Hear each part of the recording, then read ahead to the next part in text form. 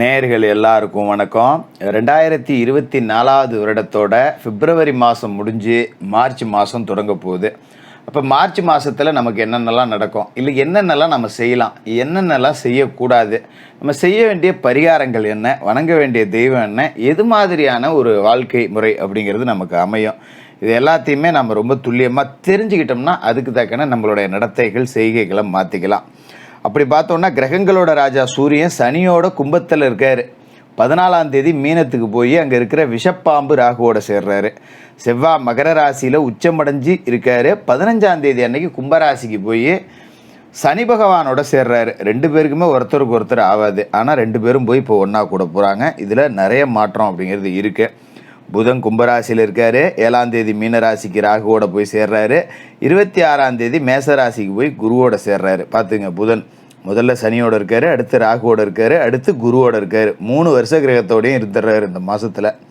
சுக்கிரன் மகரத்திலிருந்து 7ஆம் தேதி கும்பராசிக்கு போய் சனியோட சேர்றாரு. குரு மேசத்துலேயும் சனி கும்பத்துலேயும் ராகு மீனத்துலேயும் கேது கன்னிராசிலையும் இருக்காங்க. இதான் இந்த மாதத்துக்கு உண்டான கிரக அமைப்புகள், ராசி மாற்றங்கள். இதை வச்சு இந்த மாதத்துக்கு உண்டான பலன்கள் அப்படிங்கிறத உங்களுக்கு ரொம்ப துல்லியமாக கணிச்சு வழங்குகிறோம். வீடியோக்குள்ளே போகலாம். துலா ராசி நேயர்களே, உங்களுக்கு இந்த மார்ச் மாதம் எப்படி இருக்குது அப்படின்னு பார்த்தோம்னா, மாத தொடக்கத்தில் உங்களோட ராசிக்கு அதிபதியான சுக்கிர பகவான் மகர ராசியில் இருக்கார். தனாதிபதி செவ்வாயோட சேர்ந்து இருக்கார். அப்போ இந்த ஒரு வார காலம் அப்படிங்கிறது ரொம்ப சந்தோஷமாக இருக்கும் உங்களுக்கு. அந்த காசு பணம் அப்படிங்கிறதுக்கு பஞ்சமே இருக்காது. ஏன் அப்படின்னாக்க ராசி அதிபதி சுக்கிரமங்கல யோகம் பெற்றிருக்கார் செவ்வாயோடு சேர்ந்து. அப்போ இதை பயன்படுத்திக்கிட்டோன்னா நமக்கு நிறைய ஆடை ஆபரண சேர்க்கையெல்லாம் கிடைக்கும். நிறைய நகை எடுக்கலாம், துணிமணி புதுசு நிறையா எடுக்கலாம், சொந்த பந்தத்தில் விருந்து விசேஷங்கள் சுப நிகழ்ச்சிகள் அப்படிங்கிறது நிறையா நடக்கும். அதன் மூலியமாக பார்த்திங்கன்னா நமக்கு ஆடை சேரும், அலங்கார பொருட்கள், வீட்டுக்கு தேவையான பொருட்கள் எல்லாம் சேரும். வீட்டுக்கு தேவையான விலை உயர்ந்த பொருட்கள்லாம் வாங்கி மகிழ்வீங்க. இப்போ பார்த்திங்கன்னா அந்த வெயில் காலம் வந்துருச்சு அப்படிங்கிறதால நிறைய பேர் ரொம்ப நாளாக ஏசி வாங்கணும்னு நினச்சிட்டு இருந்திருப்பீங்க, வாங்க முடியாது. அதையெல்லாம் கூட இந்த மாதத்தில் வாங்கக்கூடிய வாய்ப்பு அப்படிங்கிறது இருக்குது. நிறைய அதிகார பதவியில் இருக்கிறவங்களோட ஆதரவு அப்படிங்கிறது உங்களுக்கு நல்லாவே கிடைக்கும். ஒரு லோனுக்குன்னு முயற்சி செஞ்சீங்க அப்படின்னா, ஒரு அரசு லோன் ஒன்று போடணும், ஒரு தொழில் ஒன்று ஆரம்பிக்க போகிறேன், ஒரு லோன் கிடைச்சா நல்லாயிருக்கும் அப்படின்னு இருந்தவங்களுக்குலாம் இப்போ முயற்சி செஞ்சிங்கன்னா முதல் வாரத்திலே லோன் கிடைக்கும். அதோட சுக்கிரமங்கல யோகம் இருக்கிறதால பெண் பிள்ளைகள் வழியில் சுப சடங்குகள் ஏற்படக்கூடிய வாய்ப்பு இருக்குது. இப்போ பெண் பிள்ளைகள் இருக்குன்னா அவங்க ருதுவாகக்கூடிய ஒரு சூழல் அப்படிங்கிறது அமையும். சுப நிகழ்ச்சிகள் நடக்கும். பெண் பிள்ளைகளுக்கு திருமணம் செஞ்சு பார்க்கலாம். ரொம்ப நாளாக வரன் பார்த்துக்கிட்டே இருக்கேன், வரன் அமையல அப்படிங்கிறவங்களாம் இந்த கிரக நிலைகளை சரியாக பயன்படுத்திக்கிட்டு இந்த சுக்கிரமங்கல யோக காலகட்டத்தை சரியாக பயன்படுத்திக்கிட்டிங்கன்னா நல்ல வரன் அமையும். அதுமாரி அமையக்கூடிய வரன் நல்ல வேலையில் இருக்கக்கூடியவராக, ஒழுக்கம் மிக்க ஒரு நபராக உங்களுக்கு அமையக்கூடிய வாய்ப்பு அப்படிங்கிறது இருக்குது. இதனால் துளாராசி பிள்ளைகளுக்கு திருமணம் செய்யக்கூடிய காலகட்டம் அப்படிங்கிறதும் வரும். அதுமாரி காது குத்து, ஒரு குலதெய்வ நேர்த்திக்கடன், இது மாதிரி ஏதாவது சுப நிகழ்ச்சிகள் திட்டமிட்டிங்க அப்படின்னா தாராளமாக செய்யலாம். அதேமாரி 7ஆம் தேதி அன்னைக்கு கும்பராசிக்கு சுக்கிரன் பெயர்றாரு. ராசிக்கும் அஷ்டமத்துக்கும் அதிபதியான சுக்கிரன் 5ல் போய் சனியோடு இணைகிறாரு. அப்படிங்கிறது கொஞ்சம் பிள்ளைகளை பற்றின கவலை லேசாக நமக்கு இருக்கும். என்னடா பிள்ளைய ஒழுங்காக படிக்க மாட்டேங்குதே, இல்லை பிள்ளைங்க அது வேணும் இது வேணும்னு கேட்குதே, நம்ம காசு கஷ்டத்தை புரிஞ்சிக்காமல் அது வேணும் இது வேணும் அடம் பிடிக்குதுங்களே, அந்த மாதிரி இருக்கும். அதுமாரி ஒரு வயது வந்த பிள்ளைகள் ஏதாவது காதல் உறவில் இருக்காங்க அப்படின்னு கொஞ்சம் காதுக்கு செய்தி அப்படிங்கிறது கிசுகிசுக்கும். இது ஒரு கவலையை கொடுக்கும். அது மாதிரி பசங்க பார்த்தீங்கன்னா பள்ளிக்கூடத்துக்கு போகாமல் கட்டடிச்சிட்டு ஊர் சுற்றுறாங்கங்கிற தகவல், இல்லை படிச்சுட்டு வேலைக்கு போகாமல் வீட்லேயே உட்காந்துருக்கேன், என்னோட கஷ்டத்தை புரிஞ்சிக்க மாட்டேங்குது, இது ஒரு வேலைக்கு போய் 10 ரூபா சம்பாதிச்சு கொடுத்தா குடும்பத்தை சமாளிச்சிடலாமே அப்படிங்கிற மாரி பிள்ளைகளை பற்றின கவலை அப்படிங்கிறது ஏற்படும். அதுமாரி பெரிய மனிதர்களை இந்த காலகட்டத்தில் பகிச்சிக்க வேண்டாம். ஒரு அரசு அலுவலகத்துக்கு போகிறோம், அலைஞ்சு திரிஞ்சு 10 நாளாக அலைஞ்சிருப்போம், வேலை நடக்காது, ஒரு மாதிரி கோவத்தில் கத்துறது அங்கே போய் அதெல்லாம் வச்சிக்கக்கூடாது. அது நமக்கு தான் பாதிப்பை கொடுக்கும். சரிப்போ இன்னும் 2 நாள் சேர்ந்து அலைஞ்சாலும் பரவாயில்ல அப்படின்னு சொல்லி விட்டு கொடுத்துருப்போங்க.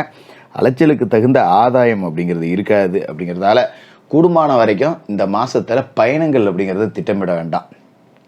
ஒரு தொழில் ரீதியாக போகிறேன், இல்லை ஒரு நபரை சந்திக்க போகிறேன், ஒரு காரியம் ஆகணும் அதுக்காக போகிறேன் அப்படின்னா இந்த மாதம் நம்ம பயணம் அந்த இலக்கை அடையாது. அப்படிங்கிறதால முடிஞ்ச வரைக்கும் பயணங்களை தள்ளி போடுறது அப்படிங்கிறது தான் நல்லது. அதுமாரி சில பேருக்கு வீடு மாற்றம், இடம் மாற்றம் அப்படிங்கிறது கிடைக்கும். அது திருப்தி கொடுக்குற மாதிரி இருக்கும். இப்போ ஒரு இடத்துல வேலை செய்கிறோம், நம்ம வீட்டுக்கும் அதுக்கும் பார்த்திங்கன்னா ஒரு 20 கிலோமீட்டர் தேனம் போக முடியல, வர முடியல, பேருந்துக்கே தனியாக செலவு பண்ண வேண்டியது இருக்குது, வண்டிக்கு பெட்ரோல் போட்டு கட்டுப்படி ஆகலை, இப்படி இருக்கிறவங்களுக்குலாம் வீட்டுக்கு பக்கத்துலேயே ஒரு இடமாற்றம் கிடைக்கக்கூடிய வாய்ப்பு அப்படிங்கிறது இருக்குது. இந்த டிரான்ஸ்ஃபர் அப்படிங்கிறது நமக்கு நல்லது தரக்கூடிய வகையில் தான் இருக்கும். அதுமாரி பொது வாழ்க்கையில் இருக்கிறவங்களுக்கு பிறருக்கு பொறுப்பு சொல்கிறதால பிரச்சனை வரும். அப்போ நம்ம வேலையை நம்ம உண்டு, நம்ம வேலை உண்டுன்னு இருந்துக்கணும். யாருக்கும் ஜாமீன் போடுறது, இன்னொருத்தருக்காக வாக்கு கொடுக்கறது, இன்னொருத்தரை நம்பி ஒரு விஷயத்தில் இறங்குறது, இதையெல்லாம் இந்த மாதத்தில் வச்சுக்காமல் இருக்கிறது நல்லது. ஏன் அப்படின்னா, ராசிக்கு பூர்வ புண்ணியஸ்தானத்தில் சனி பகவான் இருக்கார். கர்ம வினைகளின்படி உங்களுக்கு நற்பலன்கள் அப்படிங்கிறது நிறைய கிடைக்கும். குலதெய்வ அருள் கிடைக்கும். இது சூரியன் சனி சேர்க்கையால் 14 நாளைக்கு தடைப்பட்டு போகுது. இந்த பகை கிரக சேர்க்கை 15ஆம் தேதிக்கு மேலே பார்த்தீங்கன்னா செவ்வாய் போய் சூரியனோட சேர்றாரு. இதுவும் ஒரு பகை கிரக கூட்டணி அப்படிங்கிறது தான். அப்போ இந்த இடத்துக்கு உண்டான ஆதிபந்தங்கள் அப்படிங்கிறதுல கொஞ்சம் சின்ன சின்ன பாதிப்புகள் அப்படிங்கிறது இருக்கும். இப்போ 5ல் சனி இருக்கிறப்ப சூரியன் போய் சேர்றாரா, பிள்ளைகளுக்கு அடிக்கடி உடம்பு சரியில்லாமல் போயிடும், ஆஸ்பத்திரி செலவு வைக்கணும், இல்லைன்னா பிள்ளைகளால் வேற விரைய செலவுகள் வரும், இது மாதிரி பாதிப்பு இருக்கும். செவ்வாய் 5க்கு போன பிறகு பிள்ளைகளால் மறுபடி பிரச்சனை, பூர்வீக சொத்துல வம்பு வழக்கு ஏற்படக்கூடிய வாய்ப்பு இருக்குது.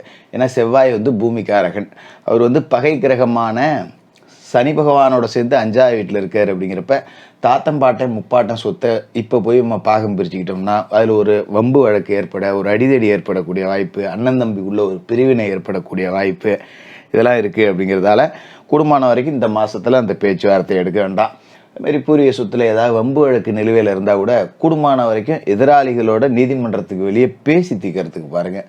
அப்படி இல்லைன்னா இந்த செவ்வாய் பெயர்ச்சியாகி போகிற வரைக்கும் அடுத்து ஒரு மண்டல காலகட்டத்துக்கு வழக்குகளை இழுத்தடிக்க முடியுமா அப்படிங்கிறதுல கவனம் செலுத்த பாருங்கள். அதுமாரி கும்பராசியில் மாத தொடக்கத்தில் புதனும் சூரியனும் இருக்காங்க. ராசிக்கு 9க்கும் 12க்கும் அதிபதியான புதன் பஞ்சமஸ்தானத்தில் இருக்கும்போது பலவிதமான வழிகளில் நன்மை கிடைக்கும். சொத்து பங்கீடுகள் கிடைக்கலாம். அதாவது இந்த ஒரு வார காலகட்டத்துக்குள்ளே செஞ்சிடணும். இந்த பூர்வீக சொத்தில் பிரச்சனை வராமல் இருக்கணும் அப்படின்னா ஒரு வார காலகட்டத்தில் செஞ்சுட்டோம்னா பெரிய அளவில் பாதிப்பு வராது. ஏன்னா அதன் பிறகு மீனராசிக்கு புதன் போய் அங்கே நீசம் அடைகிறாரு. பாக்கிய விரையாதிபதியான புதன் நீசம் அடையும் போது சொத்துக்களை நாம் விற்பனை வேணால் செய்யலாம். சொத்துக்களை பாகலாம் பிரிச்சுக்க முடியாது. வா எல்லாரும் சொத்தை விற்றுட்டு காசாக பிரிச்சுக்குவோம், அந்த மாதிரி முடிவு வேணால் எடுக்கலாமே தவிர வேறு ஒன்றும் பண்ண முடியாது. சில பேருக்கு கூட்டு தொழிலை விட்டுட்டு தனியாக பிரிஞ்சு நம்ம தொழில் நடத்தலாமா அப்படிங்கிற எண்ணம் அப்படிங்கிறது வரும். இப்போ கூட்டாளிகளுக்குள்ள மனக்கசப்பு ஏற்படக்கூடிய வாய்ப்பு, தந்தை வெளியில் மனக்கசப்பு ஏற்படக்கூடிய வாய்ப்பு, இதெல்லாம் இருக்கும். அப்படிங்கிறதால புது முயற்சிகள் எதையுமே இந்த மாதத்தில் தவிர்த்துறது நல்லது. அதுமாரி சில பேருக்கு வாகன பழுது அப்படிங்கிறது திடீர் செலவுகளை கொடுக்கும். நம்ம இந்த மாதத்துக்கு ஒரு 10,000 திட்டம் போட்டு 20,000 திட்டம் போட்டு வச்சுருப்போம். அதில் திடீர்னு பார்த்திங்கன்னா வண்டி வாகனம் பழுதாகி போய் அது ஒரு 2,000 3,000 செலவு வச்சு நம்மளோட பட்ஜெட்டில் ஒரு துண்டை உழுவ வச்சிரும். அதில் ரொம்ப நாம் கவனமாக இருந்துக்கணும். சரி, மற்றபடி வேறு எதுவும் நன்மைகளே இல்லையா ஜோசியரே, இவ்வளோ கெடுதல் சொல்கிறீங்களே அப்படிங்கிறீங்க. அதாவது இந்த பூர்வ புண்ணியஸ்தானம் அப்படிங்கிறது ரொம்ப ஒரு முக்கியமான இடம். அந்த இடத்துல சனி இருக்கிறது அப்படிங்கிறது ஒரு நல்ல அமைப்பு. ஆனால் சனி இந்த 30 நாளை பொறுத்த வரைக்கும் 14 நாளைக்கு சூரியனால் பாதிக்கப்படுறாரு. அதன் பிறகு செவ்வாயோட சேர்க்கை அப்படிங்கிறதால பாதிக்கப்படுறாரு. அப்போ பூர்வ புண்ணியத்தில் இருக்கக்கூடிய சனி பகவானை நாம் திருப்திப்படுத்தணும் அப்படின்னா நம்மளோட கர்ம வினைகளின்படி வாழணும். எந்த புது முயற்சியும் எடுக்காதீங்க. புது முயற்சி எடுக்கிறது கர்ம வினை தாண்டியது கிடையாது. நம்ம எடுக்கக்கூடிய முயற்சியால் இன்னொருத்தருக்கு எந்த வகையிலையும் நஷ்டம் அப்படிங்கிறது வந்துடக்கூடாது. அதுக்கு நாம் எடுக்காமல் இருக்கிறது அப்படிங்கிறது தான் நல்லது. தினமும் குளிச்சு முழுவிட்டு குலதெய்வத்தை மனசில் நினச்சி வணங்குங்க. இல்லைன்னா மாதத்தில் ஒரு நாளாவது குலதெய்வ கோயிலுக்கு போய் குலதெய்வத்தை பிரார்த்தனை பண்ணிவிட்டு மனசார வேண்டிக்கிட்டு அதன் பிறகு உங்களோட வேலைகள் அப்படிங்கிறத தொடங்குங்க. அதுமாரி சனிக்கிழமையில் சனி பகவானுக்கு எல் தீபமோ, வியாழக்கிழமையில் குரு பகவானுக்கு நெய் தீபமோ ஏற்றுங்க. ஏன்னா குருவோட பார்வை அப்படிங்கிறது ராசியில் இருக்குது. அப்படிங்கிறதால நமக்கு எவ்வளவு பிரச்சனைகள் வந்தாலும் குரு பகவான் 7வது வீட்டில் இருக்கார். அப்படிங்கிறதால மனைவி மிகப்பெரிய ஆதரவாக இருப்பாங்க. எந்த வேலையை செஞ்சாலும் மனைவியை முன்னிறுத்தி செய்யுங்க. எப்பேற்பட்ட தடைகள் வந்தாலும் அதை உடைச்சி பெரிய அளவில் முன்னேற்றம் அடையக்கூடிய ஒரு வாய்ப்பு அப்படிங்கிறது கிடைக்கும். மாற்றுத்திறனாளிகளுக்கும் ஏழை மாணவர்களுக்கும் உங்களால் முடிஞ்ச உதவிகளை செய்யுங்க. இந்த மார்ச் மாதம் தடைகளை உடைச்சி ஜெயிக்கக்கூடிய மாதமாக இருக்கும். துலா ராசிக்காரர்களுக்கு வாழ்த்துக்கள்.